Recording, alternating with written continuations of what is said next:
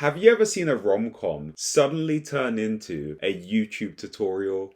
Listen up, we're gonna be filming a Let's Play. That's Witch Watch. On the surface, it's just a show about a cute witch and her pals until it blindsides you with YouTube parodies, Hunter x Hunter references, and a grown man getting bullied by his wife.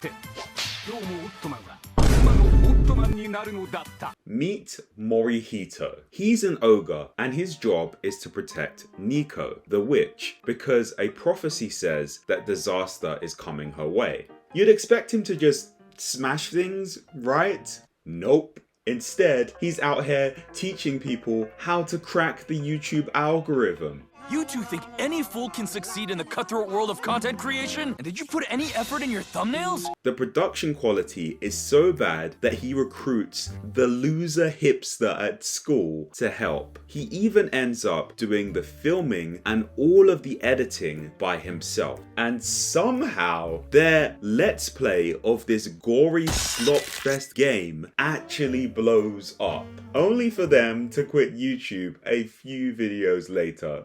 That is Witch Watch in a nutshell. Everything spirals horribly wrong because the characters are incompetent, especially Nico. If you ever asked me what superpower I would want, I would always respond by saying super speed. That is until Nico killed that dream for me.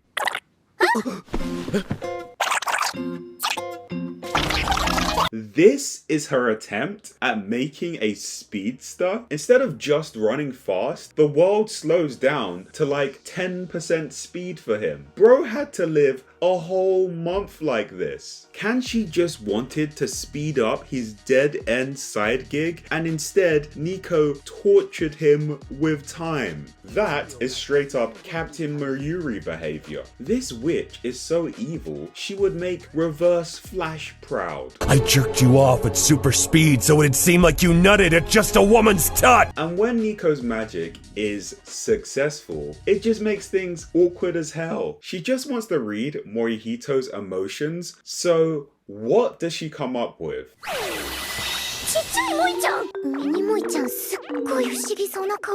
This tontata looking prick is drumming on his skull while they walk through town and go to the cinema, yet nobody says a word. If an Ant-Man sized shadow clone spawned on my head during a date, I'd probably catch popcorn to the face. At this point, I don't know if Nico is incredibly incompetent or just plain evil. Witch Watch does a similar thing to Dandadan by convincing the audience to invest in a romance through comedy. Sometimes it works. Morihito catching Nico is unexpectedly wholesome.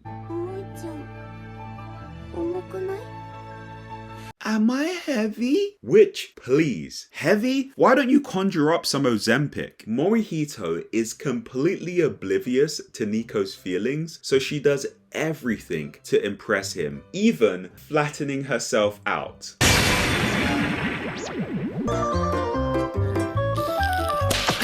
She definitely doesn't need to worry about being heavy in this scene. You can tell that this is a fairy tale world when she starts to puke confetti. Hey anime, girls fart, shit, and puke just as much as guys, sometimes more.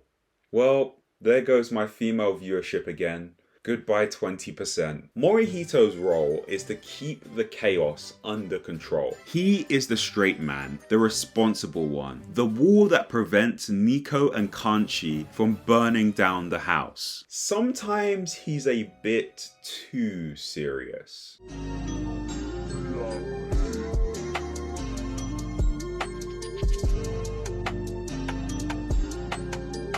He's out here treating drywall like it's the final boss, Rasengan level destruction for a D rank mission. And it doesn't stop there. Thanks to Nico's magical fuckery, the school gets hit with heavy winds. Conveniently, the nurse is carrying a folder full of only female body measurements. That's when Captain Sirius jumps in to save the day.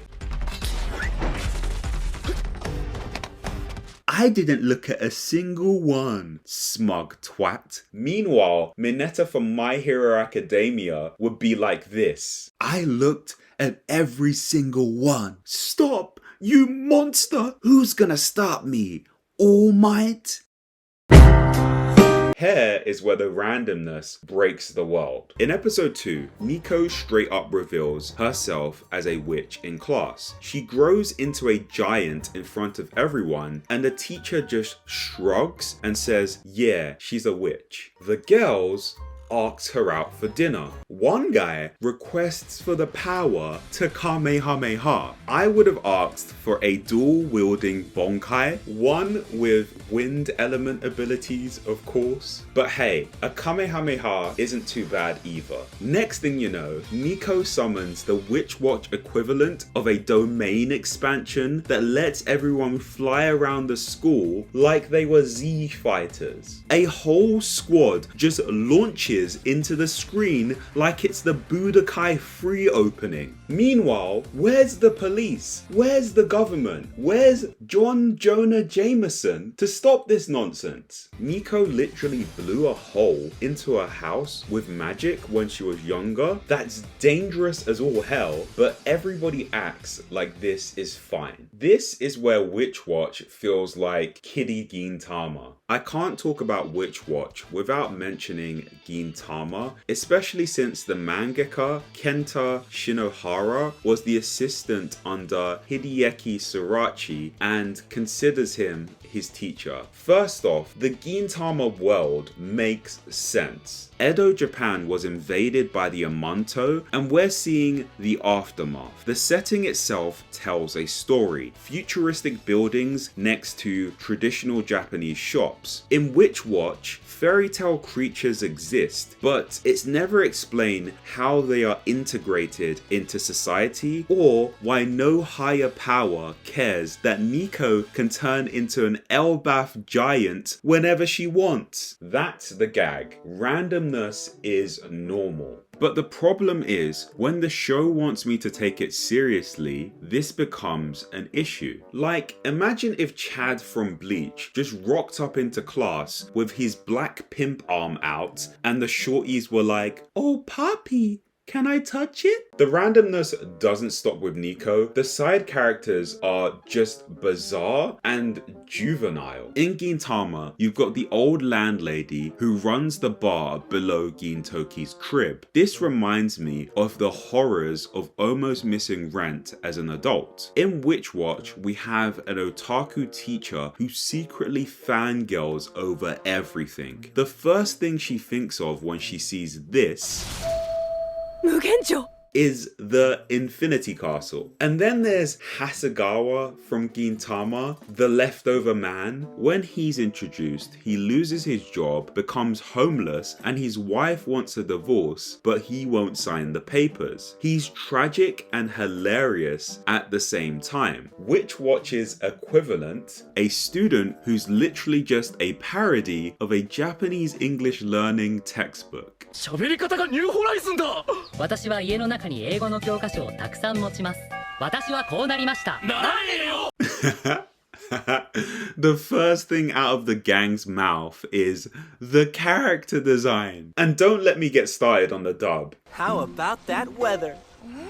I am delighted to make your acquaintance. Even more hilarious. This is the difference. Gintama's supporting cast makes you think about adjusting to adult life, failure, and loss. Witch Watch's cast just reminds you of how cringe high school was. And that's the formula of Witch Watch. Someone has a problem at home or school, Nico's magic somehow makes it worse, then the supporting cast scrambles for 5 to 10 minutes to reset things back to normal. Often this results in split episodes with 2 or 3 mini stories jammed into one, which explains the simplicity of some of the plots. Another similarity between Witch Watch and Gintama is that 80 to 90% of their runtime is slice of life comedy arcs and episodes that build a strong sense of familiarity with the cast. Then randomly, a special event will happen for 10 to 20% of the story where things go from slice of life to a more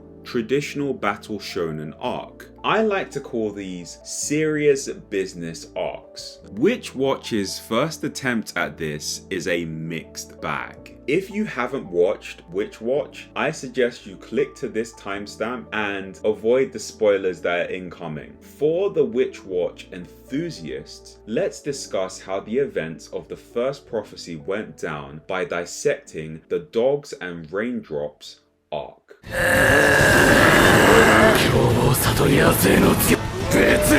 Keigo being the wolf was genius. I genuinely didn't see this coming. His backstory with the car accident and his mum was solid too. However, it fumbles with the candy drops. That's right, not drugs, candy. They're supposed to amp your desires, but what's this dude's big desire? Steal Keigo's raggedy old sneakers. Pathetic. Mentally unstable is an understatement. And again, the world building. Kanshi is like, give these to the cops. Bro, your class just turned into bootleg Z fighters flying across the screen. The police aren't suddenly gonna buck up because you claim that this candy made some prick want to steal your trainers. Credit where credit's due, the magic from the shit episode actually comes back to help. More on the shit episode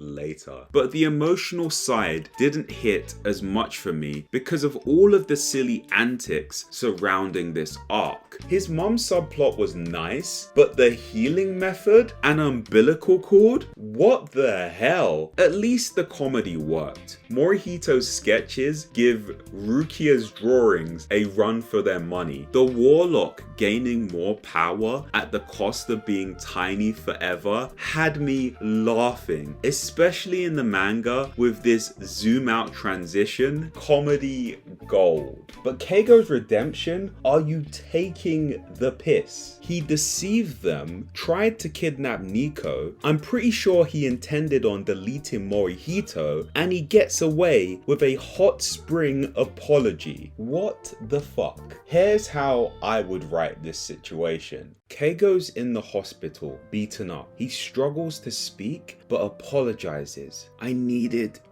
to do it for her.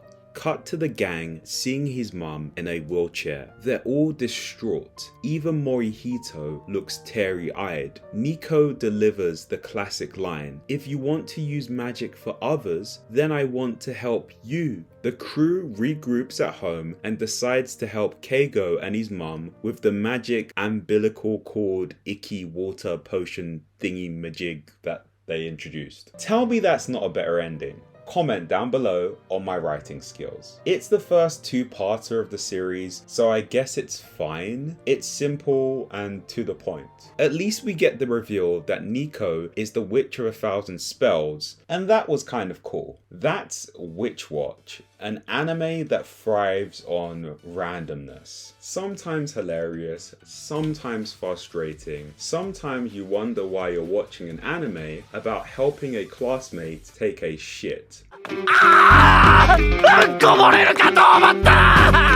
I would have loved to be on the editorial meeting where this idea got approved. これはトイレに行きない。すごい素晴らしい。What? This is shit. If for some reason you've made it this far into the video and you haven't seen Witch Watch, I highly recommend it to you if you're a big fan of shows like Ranma 1/2 and Dandadan. If not, but you laughed at some of the scenarios in this video, give it the good old 3-episode rule.